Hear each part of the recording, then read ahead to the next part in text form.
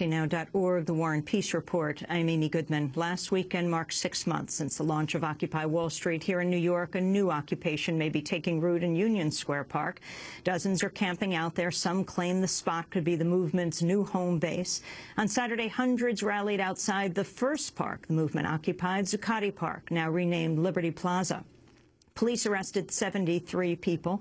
Movement activists say police are adopting violent and intimidating tactics against them as they peacefully protest. They held a press conference Tuesday outside New York Police headquarters. This is Occupy Wall Street activist Jen Waller. It is when we speak out against the 1% and defy them by fighting for public space that we are brutalized. On Saturday night, as I simply sat in a park, I was violently arrested with my friends and watched as bloodthirsty cops stomped on their faces, knelt on their necks, pulled them by their hair, and slammed them into windows. I watched as one friend was treated as a battering ram as they carried him into an MTA bus, slamming his head on every step and seat as they went along. I watched as a young woman's rib was broken, as she hyperventilated, convulsed, and seizured in the middle of the street. That last person that Jen Waller mentions, who suffered a seizure and broken rib after she was pulled from the crowd and arrested, is Occupy Wall Street activist Cecily McMillan. Police say she elbowed an officer in the head, giving him a swollen eye. She faces felony charges of assault and obstructing governmental administration. Cecily was released on Monday afternoon after a judge denied a request from the district attorney that bail be set at $20,000. And she's joining us now for this exclusive interview. Cecily McMillan is Northeast Regional Organizer for the Young Democratic Socialists of America and a graduate student at the New School for Social Research. We're also joined by Megan Morris, Cecily's attorney and mass defense coordinator at the New York City chapter of the National Lawyers Guild. We welcome you both to Democracy Now! Cecily, you limped in here. You're very bruised. You have a bruise over your left eye, and I can see with your the scoop neck of your T-shirt, you are scratched, and it is black and blue. It is a handprint, the shape of a hand, black and blue, the shape of a hand. Yeah. That is above your right breast, and then your arms. Your arms are black and blue around both elbows. You've got finger marks of black and blue on both arms, and you're clearly in a lot of pain on your back, and we can't show those bruises. Now, your ribs, what happened? My ribs are really bruised. What happened to you? What you went out on Saturday, 6-month anniversary of Occupy, with hundreds of other people to Zuccotti, and what took place? Like I said, I haven't seen any of the videos yet. I ended a 40-something hours stay in jail and ended up with all these bruises. I mean, I have an open case, so I can't talk more about it, and I'm sure you can tell that it would be difficult for me to remember some things, but I have these. Why were you there? Well, I've been involved in Occupy Wall Street since August in the planning stages. I think that earlier that last year, I was involved in Madison, and growing up in the South, my grandfather's a union rep, and I've seen him go into work and come home and go into work and go home and lose battle after battle. And, you know, to be in Wisconsin and to see the strength and solidarity of people who will stand and fight for each other, who will stand in solidarity for each other, that lit a fire in me. I mean, what has taken place, your story, the seeing you on the ground, people talking about the seizure, other protesters yelling to the police to get you help as you were flopping on the ground. What happened? Did the police get you help? And what caused all of these black and blue marks and your ribs cracked? I can't really explain what happened. I know that I kept waking up places.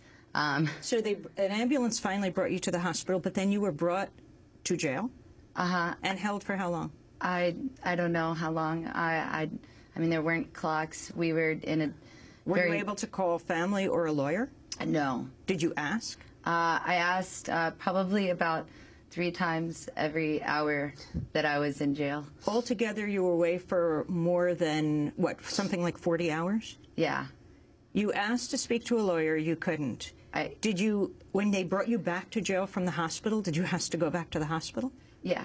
And they tried to dissuade the paramedics from taking me for about an hour and a half until I was able to go back to the hospital. And then I went to the hospital and then the jail and then the hospital and then a jail and then another jail, and I couldn't call a lawyer, or they wouldn't tell me what my charges were, and I didn't know where I was. You went back into this was all on Saturday. Sunday, Monday, you were arraigned, and the judge said... This was into Sunday. Into Sunday. So I was just being moved around in various police cars. And you went back to the hospital yesterday? Oh, I've been to the hospital every day. And what did they say yesterday?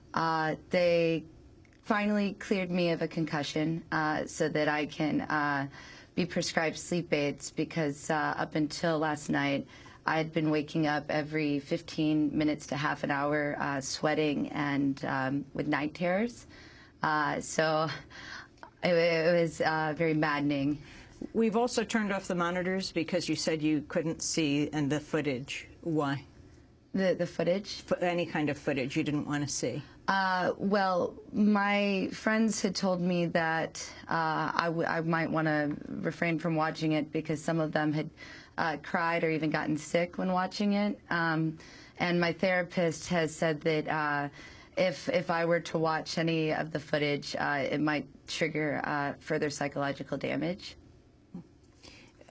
Megan Morris, how is it that your client, that Cecily McMillan, was not able to call a lawyer from jail? That she was in hospital, she was in jail, she was then sent back to the hospital, but she is not in communication with, basically held incommunicado. Sure. I mean, you know, and we're still, I think from both of our ends, we're piecing together exactly not only the specific timeline, but what exactly happened. From our end, I'm both a private attorney, but I also am working for the National Lawyers Guild, and we track every arrest. So we knew of Cecily's arrest and spent much of Sunday and Monday trying to find her and trying to get a hold of her. So it was not without effort on the part of myself as the attorney and one person working with me, as well as the National Lawyers Guild, to get a hold of her. So the specifics of who refused that and why and when we'll have to piece together later. But this was a peaceful protest. Yeah, and I have been an activist for at least some time now. I've been active since the first anti-Bush protest in Atlanta my senior year with Student Political Action Club. And I've always had a long-standing commitment to peaceful protest. And I released a statement yesterday reiterating my commitment to nonviolent civil disobedience and affirming my innocence. And I really have cautioned people to remain nonviolent, and not only that, but for activists to undergo nonviolent trainings. Such was done in the civil rights movement, not because anybody at Occupy is violent, but because I think it's very easy to manipulate circumstance to make you seem so. And I think that if we're going to continue to garner the strength of the public, as we saw with the Million Hoodie March that night was, I mean, phenomenal, then we're going to have to remain nonviolent, because that's the only way that we have unity. Were you afraid to go into a protest like the Million Hoodie March after what happened to you? That was just a few days after this weekend. Torn. I mean, the way that I have always gotten through the difficulties of the world that we live in is by committing myself solely to activism. And so in this time, it's so hard for me to sit and recover. But when you see the lines of police officers? Yes. When I saw the lines of police officers, I had to do what my therapist said. You know, the grass is green, the sky is blue, and reconfirm my place in reality, and and center myself. Yeah, no, I mean, I have come to the opinion that police are scary. Why did you decide this is an exclusive interview? You're speaking out for the first time publicly to do this. To come and speak? Yes. Well, I have received so many emails and Twitters and messages and phone calls and people just really horrified about what happened to me, and I didn't understand. But I just wanted to say that everybody keeps doing this to me, and I just want to do this to everybody. Giving you a heart sign. Occupy love. We're going to leave it there. Cecily McMillan, Occupy Wall Street activist, injured by New York police as